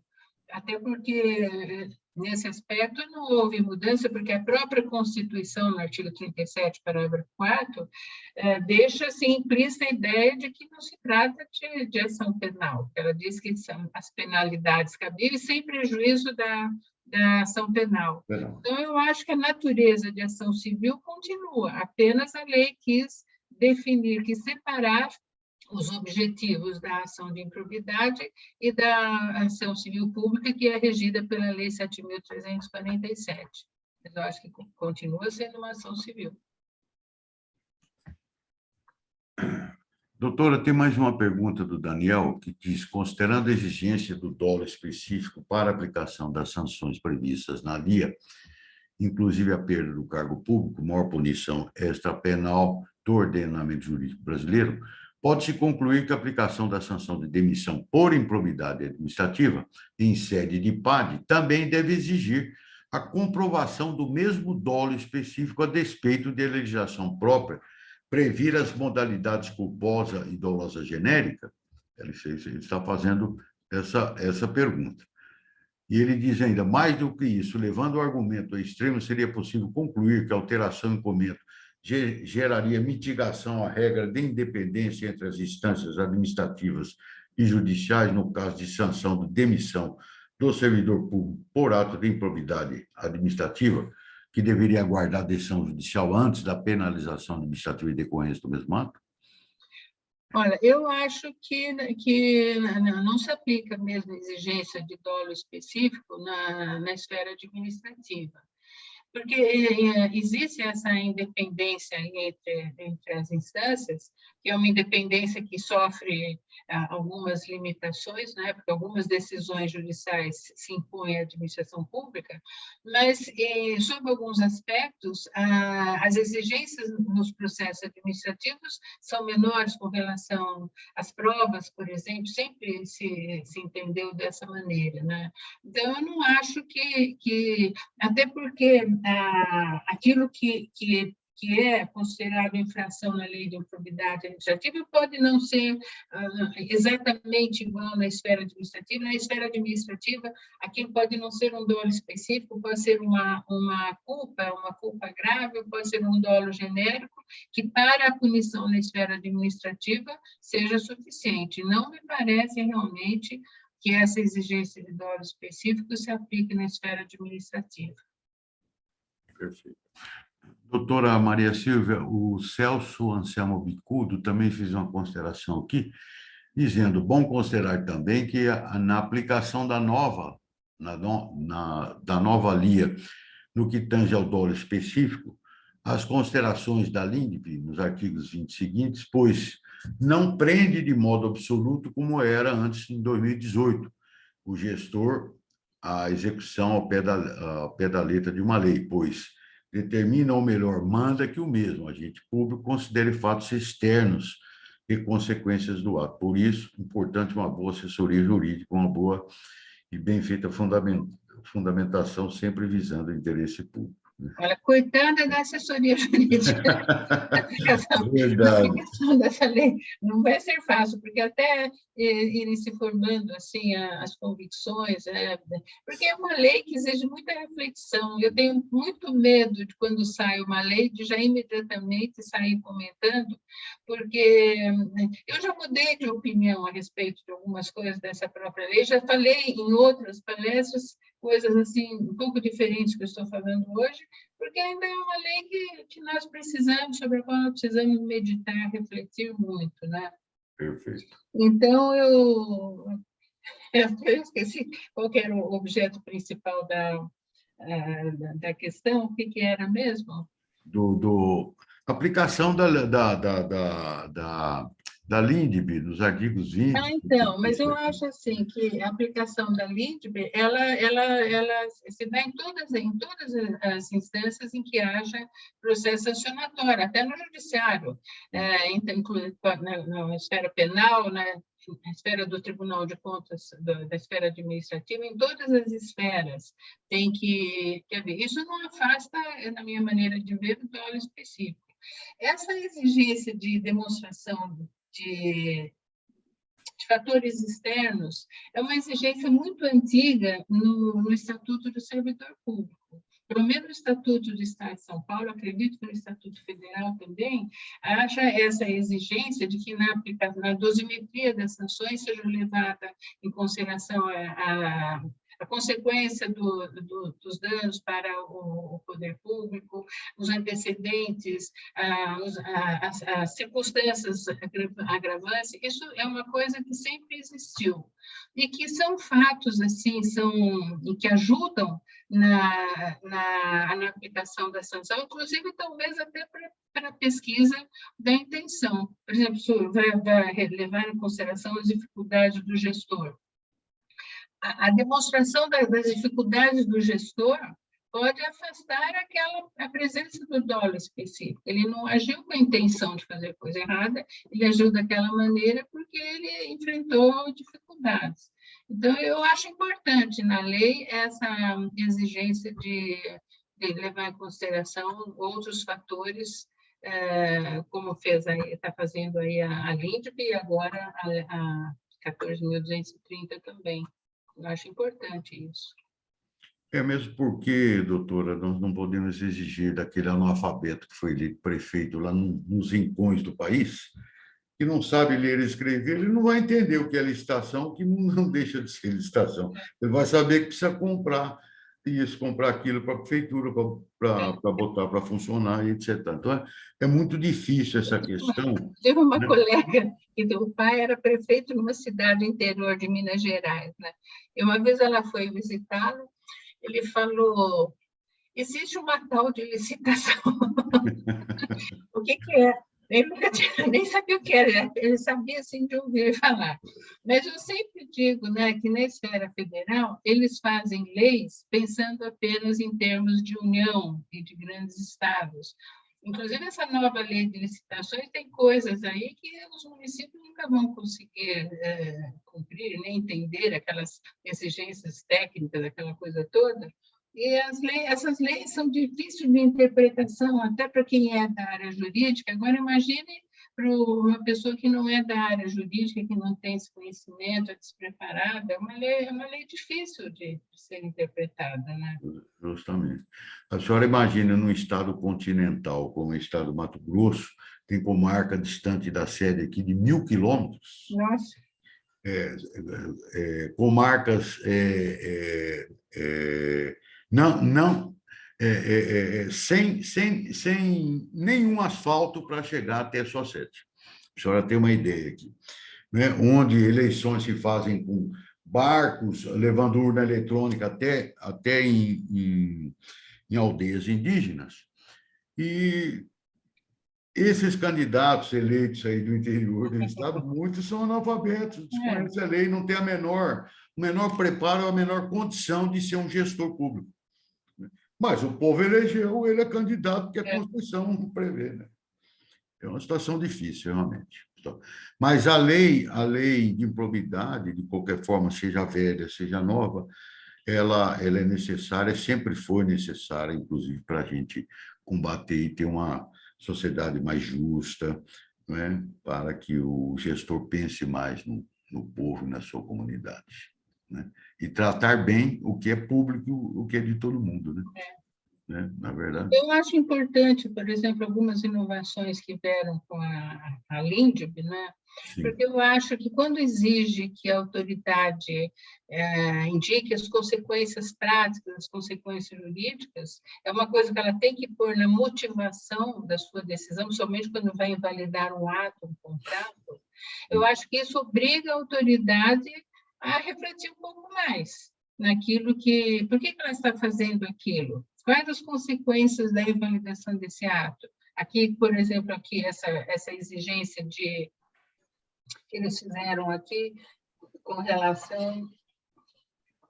Eu já estou perdida aqui no meio dos meus papéis todos.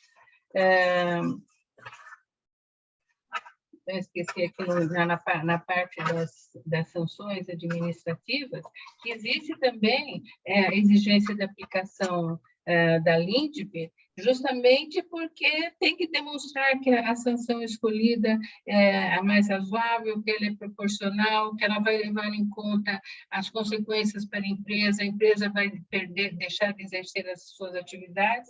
Na época da Lava Jato, houve muito essa consequência de punir os administradores, e as empresas ficaram, às vezes, houve até contratos que tinham sido celebrados com a administração pública e que não puderam ser cumpridos porque a empresa ficou prejudicada com a punição imposta aos administradores.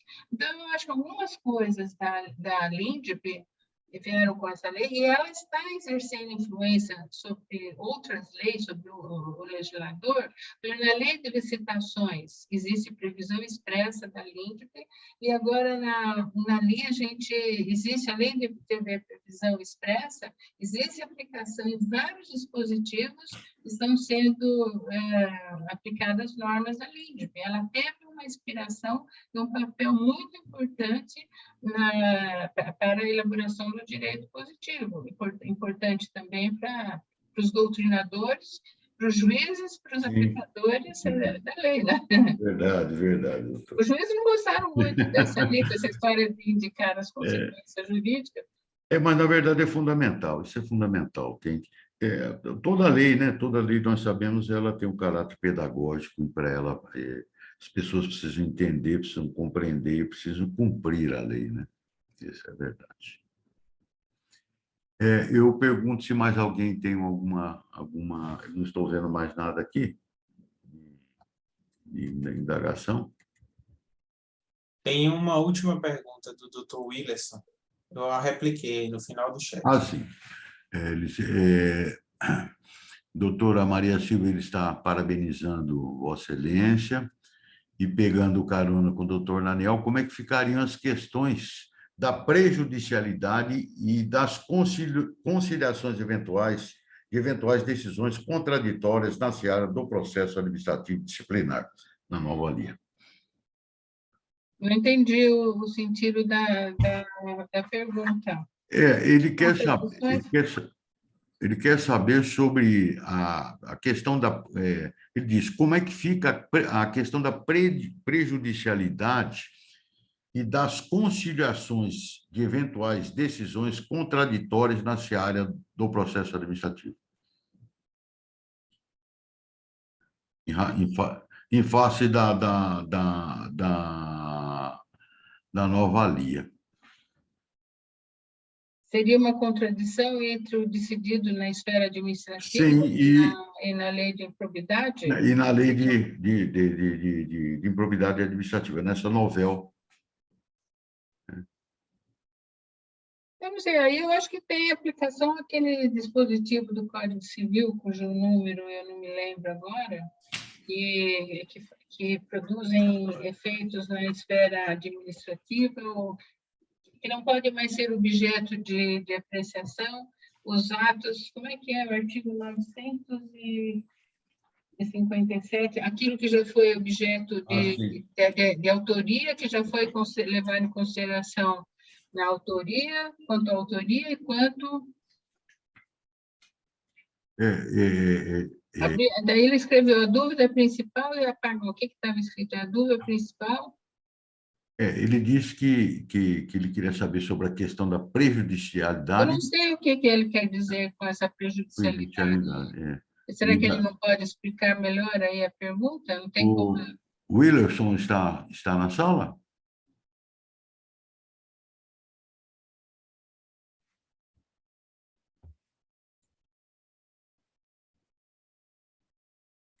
Porque ele está falando de decisões contraditórias nos processos disciplinares, né? Boa noite. Boa noite.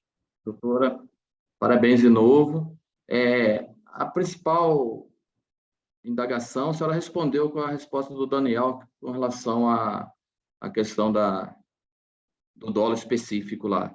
Mas minha dúvida, ainda um pouco de dúvida persiste com relação no PAD, no processo administrativo disciplinar, a decisão, embora considerando a separação das instâncias, né, a independência das instâncias, acabou de ser condenado no PAD, e logo em seguida sai a condenação na improbidade. Como fazer essa conciliação dessas duas decisões contraditórias em face da nova realidade trazida com a LIA, em condenações por ato de improbidade, também prevista na lei disciplinar, no estatuto disciplinar? Quer dizer, vamos supor, a pessoa foi absolvida pela lei de improbidade e foi condenada no processo administrativo, seria mais ou menos isso. Isso. Aí entram aquelas questões sobre a independência das instâncias mesmo, né? Que o Código Civil tem um dispositivo, cujo número eu não me lembro, que diz que não podem mais ser objeto de apreciação as questões referentes à autoria, quer dizer, mas é mais em relação ao direito penal, né? Se no processo penal já se disse essa pessoa não é o autor, isso não pode ser objeto de decisão diferente na esfera administrativa. Eu não sei se é isso que você está querendo dizer. Agora, se na esfera da lei de improbidade, se isso haveria imposição também na esfera do processo administrativo disciplinar.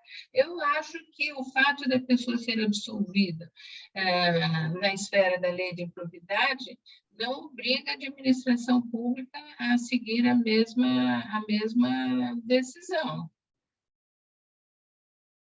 Eu continuo defendendo a independência aí da esfera administrativa, porque o mesmo fato que pode não ser considerado ilícito na esfera civil, pode ser considerado um ilícito na esfera administrativa.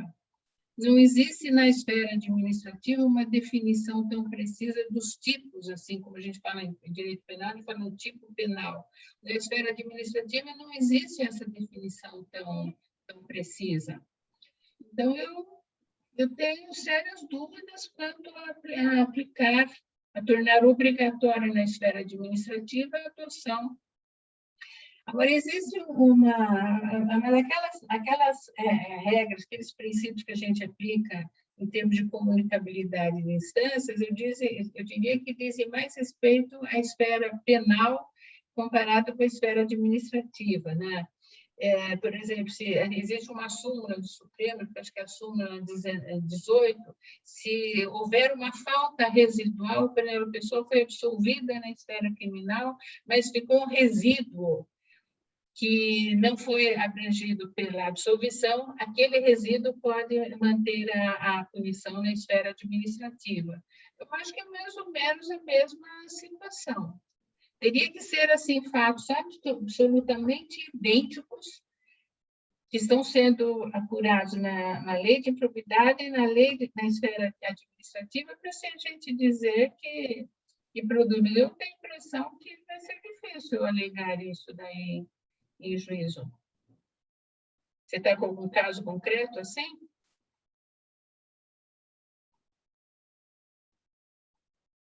Às vezes aparecem alguns casos concretos, doutora, mas obrigado pela um pouquinho de dúvida é quando condena na esfera administrativa e logo em seguida no PAD por motivo... Desculpa, condena no PAD na esfera administrativa e logo em seguida sai a absolvição na improbidade. Por mesmo fato que lá está elencado que constitui sanção... Que depende muito da razão da absolvição, né? Porque às vezes foi absolvido porque não ficou devidamente provado, que faltam elementos. Mesmo na esfera penal, a absolvição na esfera penal, se for por falta de provas, ela não repercute na esfera administrativa. Então, o juiz pode, por exemplo, decidir que aquele ato não constitui ato de improbidade administrativa. Ele não constitui um ato de improbidade administrativa, mas ele pode constituir uma infração administrativa que dá margem à punição. Então, eu acho que é muito difícil essa hipótese aí da decisão na esfera da lei de improbidade repercutir, assim, obrigatoriamente na esfera do processo administrativo. Depende, eu acho que muito de analisar a fundamentação, né? A fundamentação da decisão judicial e comparando com a fundamentação da decisão administrativa. Mas é uma questão assim, para a gente pensar. Não é uma questão tão simples assim de ser respondida. Eu sempre dizia que a gente aprende ensinando e, às vezes, os alunos obrigam a gente a pensar em coisas que não tinha pensado antes. Eu vou meditar sobre esse assunto e, talvez, numa próxima oportunidade, ou no meu livro, eu dê uma resposta para você em que eu esteja mais convicta do meu posicionamento. Obrigado. Eu sempre atualizo com as obras da senhora. Muito obrigado. Eu que agradeço aí você. Mas, doutora Maria Silvia, lembrando também que o Poder Judiciário não pode se imiscuir no mérito administrativo. O controle jurisdicional do processo administrativo é exclusivamente da legalidade e a regularidade da sua tramitação, só isso. O Poder Judiciário não pode dizer, mas foi absolvido agora, porque o sujeito perdeu o cargo no processo administrativo, aí foi absolvido na ação de improbidade administrativa. Aí, posteriormente, ele entra com uma ação anulatória do processo administrativo, porque ele foi absolvido lá. Ou a justiça não pode se imiscuir no mérito administrativo. Né? Porque se aquele fato deixou de constituir uma improbidade administrativa, não significa que outras circunstâncias dentro do Estatuto do Servidor, ele possa ter cometido algum erro e que a justiça não pode anular só porque só foi absolvido. Por isso que eu digo que, né, a lei... Uma questão interessante. Os estatutos dos servidores não têm definições assim, muito precisas das infrações administrativas, né? É ao contrário da lei de improbidade, que define lá os atos de improbidade. E na lei administrativa não tem. Então, aquilo que na lei de improbidade pode não constituir um ato de improbidade, pode constituir uma infração administrativa, porque não existe uma definição tão precisa da infração. É como no direito civil e direito penal, né? Aqueles casos em que a sentença penal faz coisa julgada material no civil e a maioria não faz. São casos isolados específicos. Mas alguém tem mais alguma indagação da doutora professora Maria Silvia? Aqui não me consta mais nada. Bom, então eu acho que vamos caminhar para o encerramento, já ter dado adiantado da hora, mas doutora Maria Silvia, professora Maria Silvia, mestre Maria Silvia, foi uma honra muito grande receber Vossa Excelência hoje nesse encontro. Eu estou com o livro novo de Vossa Excelência aqui, 35ª edição, e confesso que eu vou ainda me aprofundar mais nele e dizer que os ensinamentos da senhora sempre ficaram nos anseios dos bancos de faculdade, de direito, e na área toda do direito, seja seja na área jurídica, não só na área jurídica, como na área administrativa, principalmente, e dizer que esperamos revê-la novamente numa outra oportunidade, quem sabe agora presencialmente, né? precisamente no próprio Egresso Tribunal de Justiça de Mato Grosso, para que Vossa Excelência venha trazer luzes, porque nós somos aqui simplesmente eternos aprendizes, né? Aprendemos com Vossa Excelência e com os doutrinadores, somos estudiosos da doutrina, da jurisprudência, dos códigos, né? E procurando acertar sempre e fazer justiça da melhor forma possível.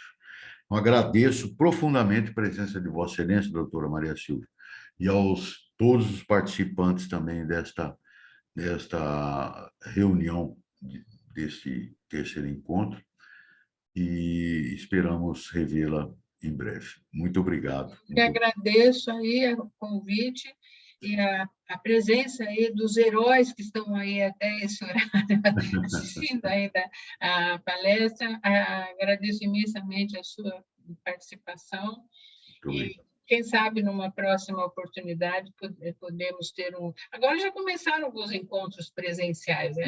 Sim. Agosto tem outro, tinha um em setembro, as pessoas já estão começando a ficar mais corajosas, né? Verdade. Sabe, numa outra oportunidade a gente vai poder falar assim presencialmente. Mas eu agradeço imensamente o convite, foi uma satisfação participar, apesar ainda de todas as inseguranças que esse tema aí, está gerando, e que, com o tempo, a gente vai formando melhor as convicções, né? Evidente. Mas muito obrigado, doutora. Uma boa noite para a senhora. Boa noite a todos. Que Deus abençoe a senhora e a todos nós aqui. Amém. Certo? Ótimas explanações, considerações, tanto do debatedor quanto da palestrante. Inclusive, a doutora Juliana Landes, que é a nossa diretora da Escola da Associação, enfatiza, agradece muito a presença da doutora Maria Silvia, inclusive por ter passado aí do nosso horário, aí, agradece demais. Sobre essa questão dos eventos presenciais, eu enfatizo que amanhã será nosso encerramento e será exclusivamente presencial. Eu vi, mas eu já fiquei pensando, para eu ir daqui até Mato Grosso... Então, a senhora já fica convidada para vir no ano que vem presencialmente. Se Deus quiser. Se Covid deixar, né? Vai chegar. Quando a gente pensa que ele foi embora, ele está aí firme, né? Agradeço a todos que acompanharam as explanações, as excelentes palestras de hoje. Aguardo aos que puderem comparecer presencialmente amanhã lá nas Mages, ali na Escola Superior da Magistratura. Obrigado, boa noite e até lá. Boa noite a todos, muito obrigado, boa noite. Até a próxima.